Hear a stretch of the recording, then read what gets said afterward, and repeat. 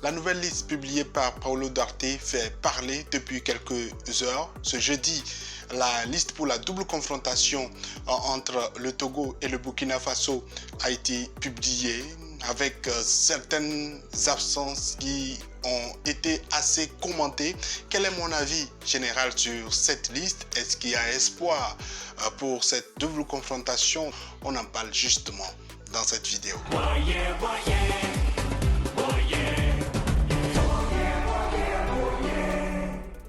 Salut à toi, bienvenue sur ma chaîne, moi c'est Jacques, ici j'analyse l'actualité sportive africaine et si tu ne l'as pas encore fait, abonne-toi à ma chaîne, active la cloche de notification pour qu'on puisse comprendre, pour qu'on puisse ensemble analyser l'actualité sportive africaine. Alors, la liste des éperviers du Togo pour la double confrontation contre le Burkina Faso a été sortie ce jeudi. Les réseaux sociaux ont été inondés sur ma plateforme, sur ma page et sur mes différentes pages également.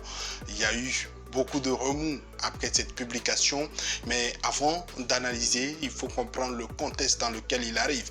Il arrive dans un contexte assez difficile pour la sélection nationale togolaise qui notamment est dernière de sa poule avec seulement un seul point et qui va jouer face à un adversaire coriace, notamment le Burkina Faso qui a fait 100% de points, notamment 6 points actuellement et qui reste leader de sa poule. Et pour pouvoir vraiment faire face à cet adversaire, il faut également une formation de qualité au niveau du Togo. Les cadres qui sont bien présents sur cette liste, notamment le capitaine Djenda Konam, Labakodjo Fodo l'attaquant ou encore l'expérimenté milieu de terrain Alexis Romao qui vont jouer un rôle capital dans cet effectif parce qu'il y a un autre cadre qui normalement devait également booster la jeune génération qui est en train d'arriver mais qui est blessé, notamment Plaka Fessou, dont la blessure a surpris déjà beaucoup de gens en conférence de presse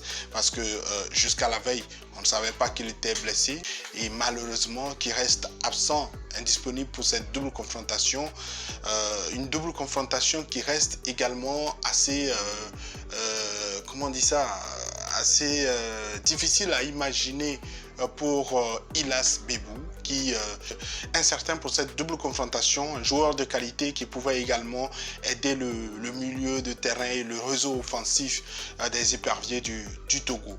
Alors, pour moi, il y a cette stabilité qui n'était pas une surprise. On savait pratiquement la charnière qui devait être là. On connaissait presque la plupart de ces joueurs.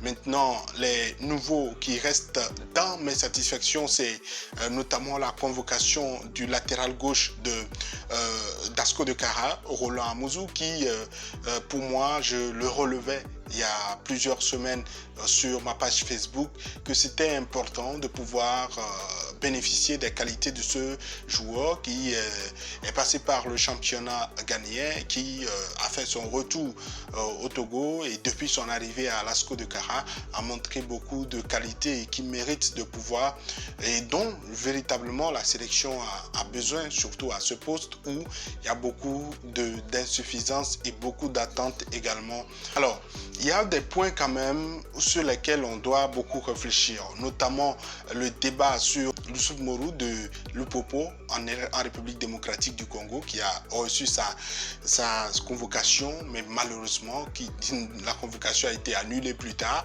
Je pense que c'est une erreur à ne pas commettre.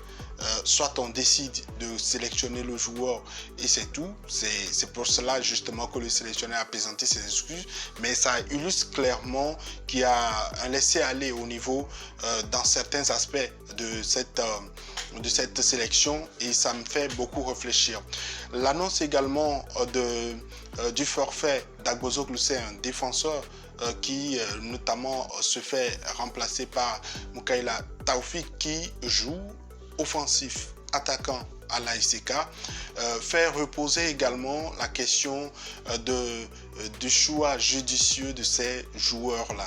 Nous tous, nous savons clairement que ces joueurs, quand ils arrivent, le sélectionneur même sans trop aller en détail l'a dit, il a déjà une idée de son équipe et forcément ce ne sont pas ces joueurs qui seront les priorités quand ils arriveront, mais quand même quand on remplace un joueur, je pense que c'est utile de pouvoir le remplacer par un profil qui est le même, que ce soit sur le plan local ou international.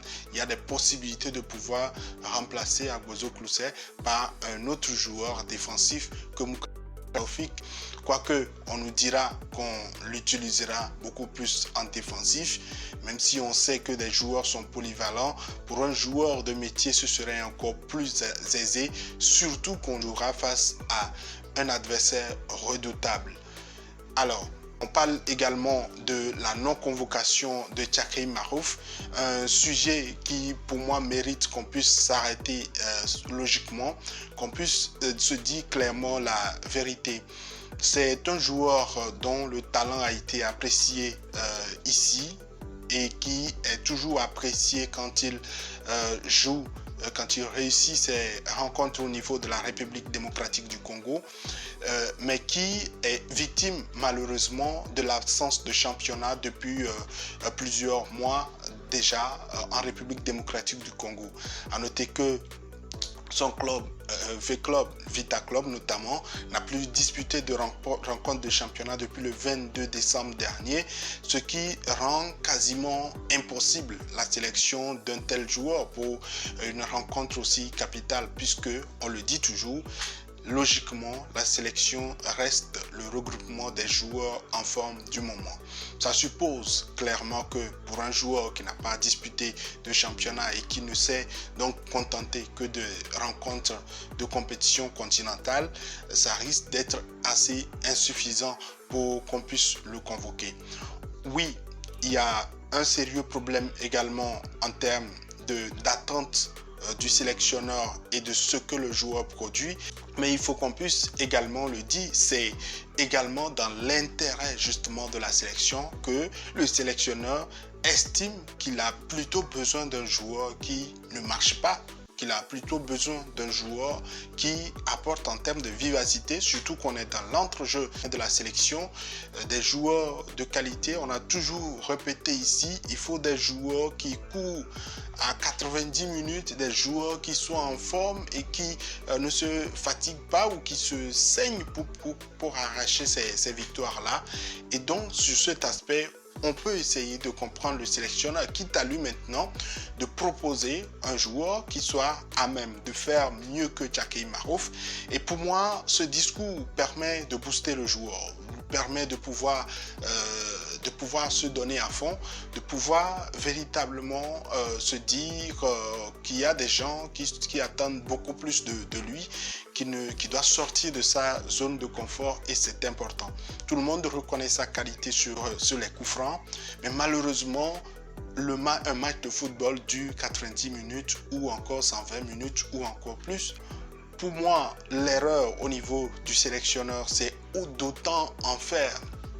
Pour un joueur que tu peines à utiliser, tu utilises moins en sélection, c'est assez incompréhensible qu'il puisse autant s'acharner sur lui. Pour une seule question posée, je pense que c'était même au cours de la conférence, c'était la question sur laquelle il s'est beaucoup plus attardé. Prendre 3-5 minutes à ne faire que charger un seul joueur que tu ne titularises pas très souvent en sélection, je pense que c'est assez en faire de trop, comme si c'était l'élément de base sur lequel il travaillait depuis un moment. Il y a des joueurs qui arrivent, qui sont en forme, qui ne sont pas utilisés.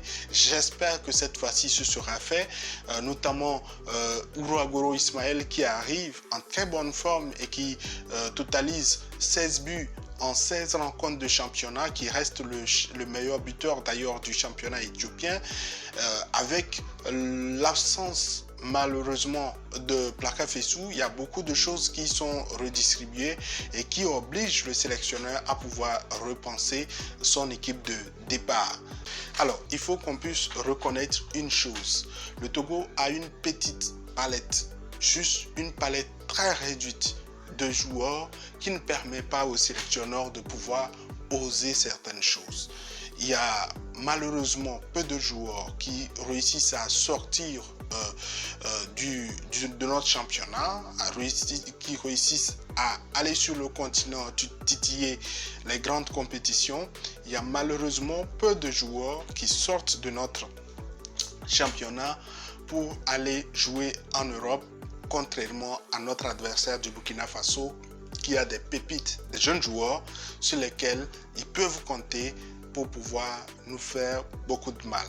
Ça va être assez difficile dans cette double confrontation, mais j'estime quand même qu'on a nos chances. Alors pour l'avenir, je pense que c'est justement le bien fondé du projet des U23. Je reviendrai en long et en large là-dessus dans mes prochaines vidéos, mais je pense que c'est utile pour assurer la relève. Alors, est-ce que dire cela veut dire que le Togo n'a pas la capacité de remporter cette double confrontation? Je pense que non, il y a l'optimisme, mais tout cela, on en parlera dans la prochaine vidéo. Quel est ton avis après la publication de cette liste de Paulo Duarte?